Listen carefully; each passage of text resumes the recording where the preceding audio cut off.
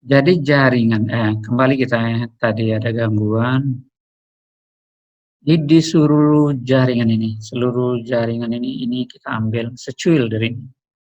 Ini adalah secuil yang diambil di tentakel. Kalau di sini juga seperti ini dia, di sini, di jaringan sini. Ini seluruhnya kita ambil. Sekarang kita ambil di sini. Dia seperti ini. Yang ini namanya tadi adalah endodermis. Yang ini adalah epidermis.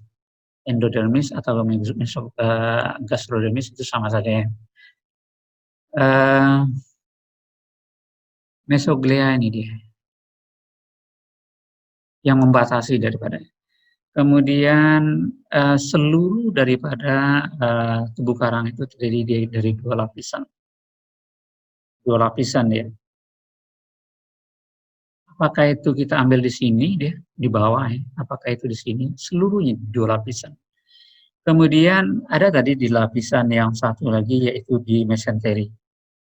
Di mesenteri nanti kita akan lihat ya, di mesenteri ada dua juga, akan tetapi bukan endodermis dan epidermis.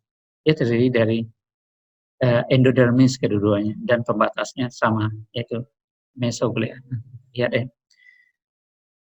Kemudian di sini dia memiliki di epidermis ini memiliki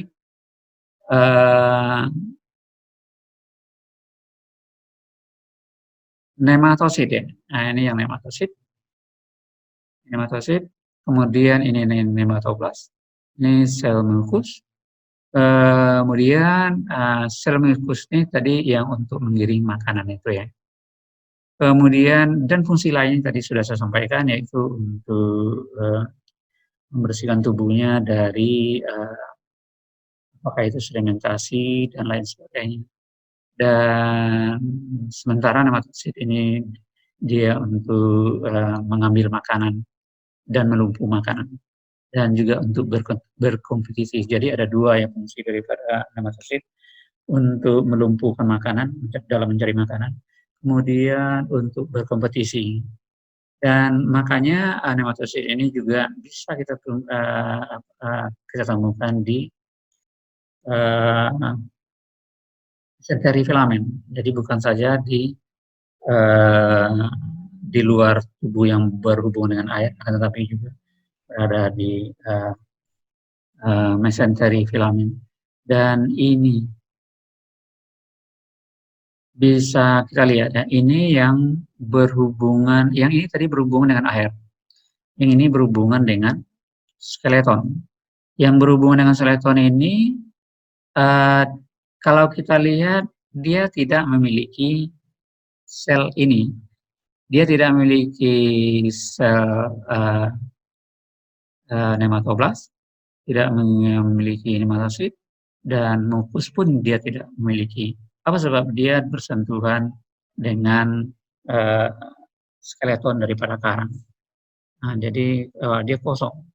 Ini adalah jaringan karbon zinc-nya dan ini adalah skeleton. Ini endodermis, kemudian mesoglea, dan ini endodermis. Jadi perbedaan yang di dalam tubuh karang dengan di luar yang berhubungan dengan air itu terletak pada jaringan ini. Jaringan epidermisnya dia memiliki sel mukus, nematoblas, nematosit, itu dia yang perbedaannya. Kemudian dan ini adalah zooxanthella juga ada di sini. Tapi yang ini yang tidak ada. Oke. Lanjut.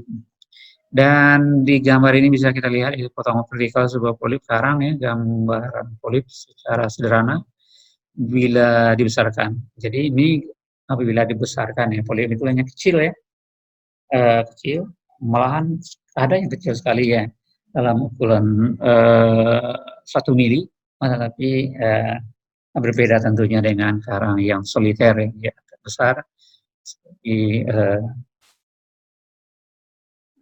kelompok daripada Pangea.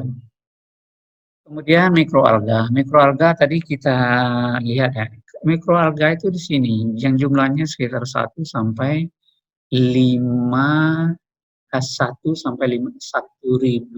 1 juta sampai 5 juta uh, per sentimeter sangkar luas daripada permukaan karang.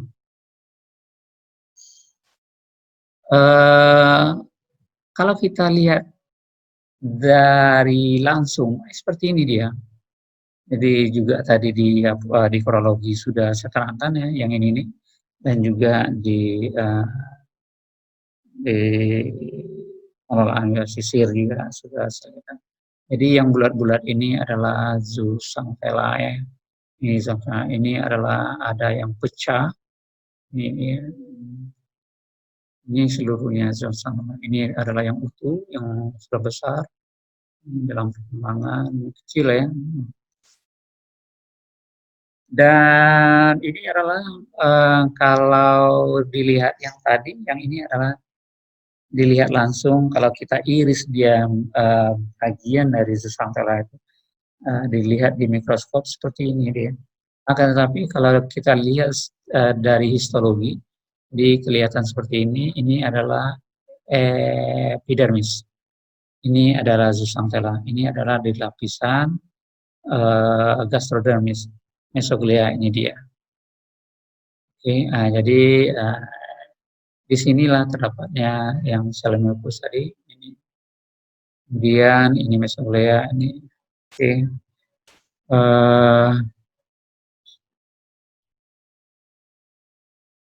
Baik, kita masuk ke film pendek tentang zooxanthella.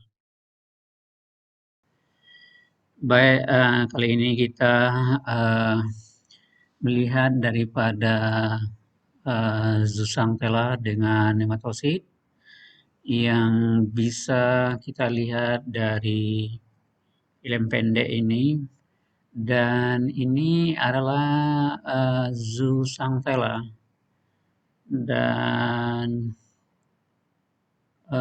kita lihat ya banyak sekali, padahal yang diambil ini hanya sedikit sekali ya.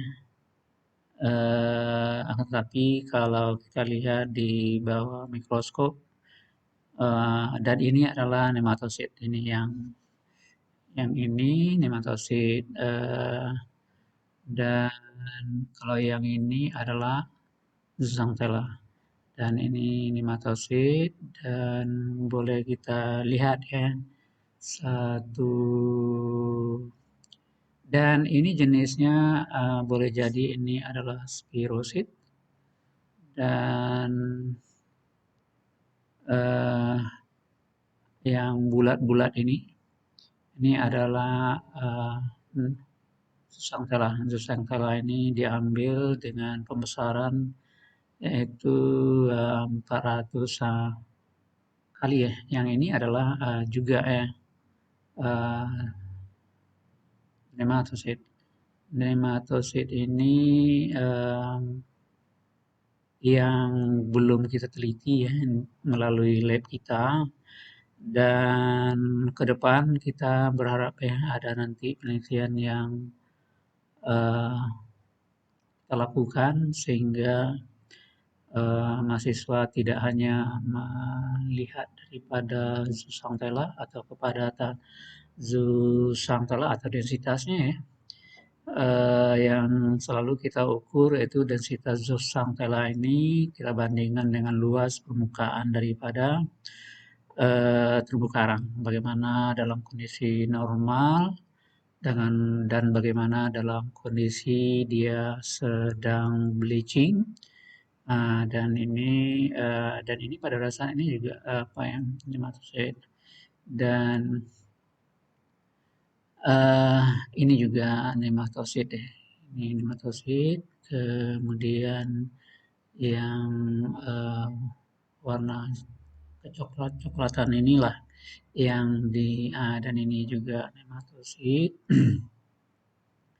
Ini nematosid tadi, kemudian ini nematosid. Boleh jadi ini adalah jenisnya adalah si spirosid ya.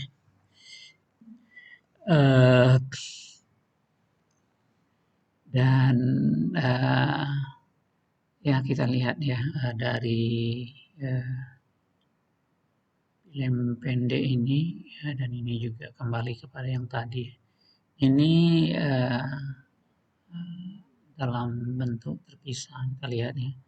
Dan ini juga ada tiga. Dan ini juga ini lebih jelas ya daripada kondisi nematosid. Dan ini kita tidak melihat sindrosilnya. Ini adalah zooxanthella, ini zooxanthella, dan mungkin itu yang dapat kita lihat ya. Zooxanthella.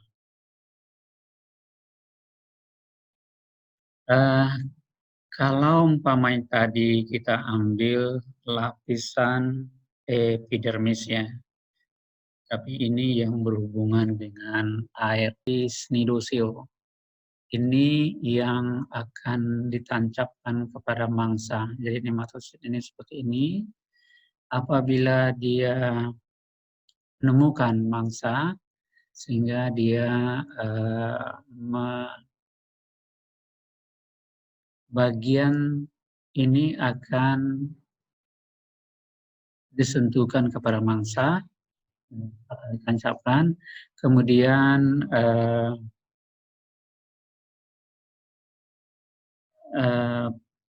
toksinnya itu akan keluar dari sini dan akan disalurkan kepada jarum ini. Jadi jarum ini akan mengenai ya mangsa yang ditangkap oleh karang ini. Dan bentuk lain adalah seperti ini. Dan ini yang dikatakan nematoblast, yaitu cikal bakal daripada nematosid. Jadi sebelum dia menjadi nematosid, dia seperti ini dia. Ini adalah lapisan yang terdapat di luar ya, yang dinamakan epidermis. Tetapi ini yang bersentuhan dengan air. Tetapi kalau seandainya yang bersentuhan dengan skeleton, dia tidak kita dapatkan ya nematosid ini. Kecuali pada periode pertama ya penempelan, itu pada saat dia planula ini akan menempel, dan itu akan digunakan nematosid untuk menempel oleh planula. Jadi kalau kita lihat ya macam-macam dari berbagai bentuk nematosid ya, pada vertebrata laut, kelompok Cnidaria ini jadi seperti ini dia. Bisa kita lihat ada anthozoa, ini anthozoa, kemudian scyphozoa, ada hydrozoa. Yang ini tadi ini terdapat di lapisan ini dia, di lapisan epidermis. Tadi sudah saya lihatkan kepada Anda yaitu di lapisan ini. Jadi di lapisan ini akan dijumpai ini tadi di dalamnya itu. Jadi kalau tadi kita lihat seperti ini dia, kalau diperbesar dia seperti ini. Kemudian apabila kita keluarkan daripada karang, itu akan kita jumpai dia seperti ini. Yang mana yang kelompok daripada karang, yaitu ini anthozoa ya. Anthozoa ini ada ini spirosis. Jadi dia apabila kita keluarkan dia seperti ini. Ini bentuk dari spirosis. Dan juga bisa isorima ya. Isorima ini bisa juga dijumpai di anthozoa, juga bisa dijumpai pada scyphozoa. Kemudian bisa kita jumpai pada hydrozoa. Ini yang isorima. Kemudian hanya ini yang bisa kita jumpai pada karang. Isorima ini dia pada hidrozoa kita jumpai, pada skipozoa juga kita jumpai. Akan tetapi yang pada karang yang lainnya itu Sporosis, kemudian Ormastigophora, kemudian Mastigophore. Jadi ini 1, 2, 3, 4. Inilah nematosid yang pernah ditemukan pada karang. Akan tetapi seandainya Tropoplanema ini tidak dijumpai, hanya pada hidrozoa. Sementara yang pada Scozoa juga ini dia hanya 2, hanya ini dengan ini. Tetapi ini juga dijumpai pada Scozoa. Yang khusus dengan hidrozoa, jadi ini, dan ini. Desmonema, Rhopalanema, kemudian Sterophysis, kemudian Anisariza, kemudian Eurytelea, kemudian yang pada karang ini. 1, 2, 3, 4 yaitu Sporosis, Sorima, kemudian Omostigophore dan Mastigophore. Dan Mastigophore ini dia memiliki jaurum yang panjang sekali, kemudian pada Sporosis ini dia, sementara pada Mastigophore itu ini agak pada dasarnya ini akan sakit sekali. Jadi kalau kita sentuh yang mengandung Sporogophore ini masuk ini Mastigophore. Dan yang selanjutnya kita lihat, kalau seandainya kita lihat pada nematosid pada karang Galaksia fascicularis ini yang A ini, kemudian nematosid yang dilepaskan, ini nematosid yang dilepaskan. Kemudian yang B itu nematosid yang dilepas, HI, holotil. Inilah seluruhnya bisa kita lihat. Ini adalah dari Galaksia. Galaksia yaitu suatu karang yang berbentuk bisa dicabut ya. Galaksia ini bisa kita cabut per polipnya. Jadi kalau kita memudayakannya bisa kita cabut dia sehingga kita tanam dia bisa seperti itu dia. Jadi itu yang bisa saya sampaikan, ini adalah yang diteliti oleh Hidaka dan Yamazato. Hidaka adalah saintis dari Kyushu University, termasuk Yamazato ini yang sudah senior dan pada saat ini sudah meninggal dia, yang dilanjutkan oleh Hidaka. Hidaka ini jangan sekarang sudah hampir pensiun ya. Oke, kita lanjut ya. Ini akan saya tampilkan film pendek tentang nematosid. Kesimpulan, sel penyengat ini terdapat pada lapisan ektodermis. Sel penyengat bila sedang tidak digunakan akan berada dalam kondisi tidak aktif, dan alat sengat itu berada di dalam sel. Di samping nematosid juga terdapat sel nematoblas yang pada suatu waktu dapat berubah menjadi nematosid.